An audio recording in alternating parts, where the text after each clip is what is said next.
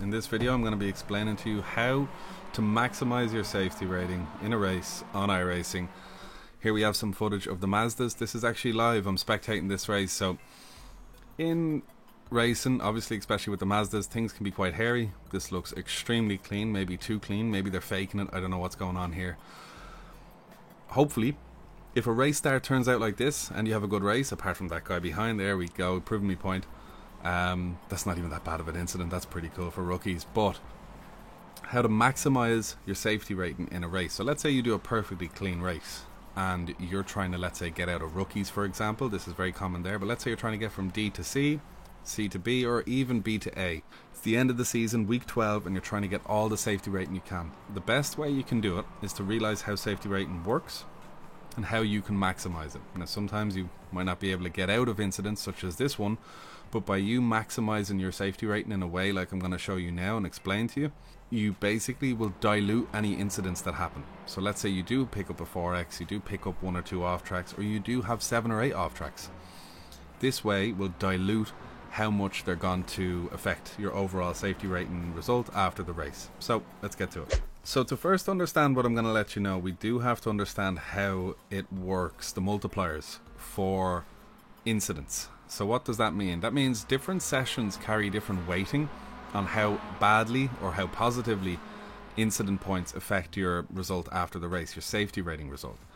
So in practice, on your own, we can see that in the rules. I'll leave a link to the rules down below. There's a multiplier of 0.35. So it won't affect you that much. It's not so much a half incident, it's actually a little less than half. But if you get incidents in practice, they still count towards negatively impacting your safety rating. In qualifying on your own, it is 0.35 again if you're on your own, 0.50 if you are in an open quali session, similar to, let's say, some other events, but on road, mainly you qualify on your own on the track. So 0.35, 0.35, and in the race, it has a full multiplier. You get the full whack, unfortunately. But if you do well, you get the full whack of the positive benefits. So what does this mean? That means there is some time and bonuses to be gained by driving in practice and quali cleanly.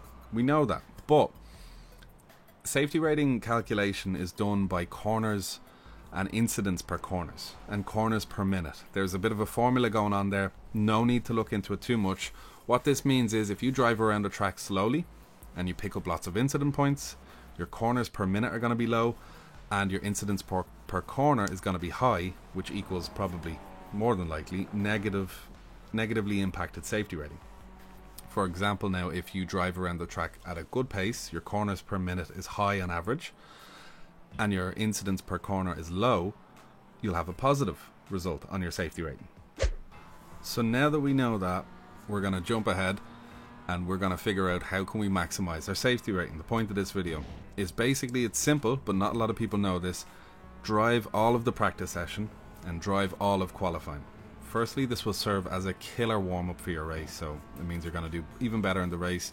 Your arms will be all awake, especially if you didn't practice for the race or practice just before the race, which is, that's bold, but it's a nice way to get at least 10 minutes of practice in beforehand. So when you get into a practice session, more than likely there'll be 2 minutes left on the clock, and when you get into qualifying there'll be about 8 minutes on the clock. Most cases laps take about 2 minutes to do, 1 minute and 30 seconds, which leaves about 4 or 5 extra minutes on the track where you could just be keep driving fast and don't pick up any incident points. Now you got to be careful here, because once you finish your qualifying laps, don't try and push it, because if you pick up 1 or 2 by accident, you'll kind of muck up the system that you're trying to do. So the main point is, in practice, drive all the laps. Qualifying, drive all the laps. Obviously in the race, drive as fast as you can, pick up as least incidents as possible. That's up to you. You can have good luck, you can have bad luck, you can have good races, bad races. Ideally you're looking for a good average. And the last tip that makes this all come together is one little bit that not a lot of people know about, is when you're driving in a race in iRacing, and then at the end of the race when you cross the line, people say, oh, I'll drive around and come back to the pits. You don't always have to come straight back to the pits. There's an easy way you can know when the safety rating goes from live to not live, or when the session has pretty much closed.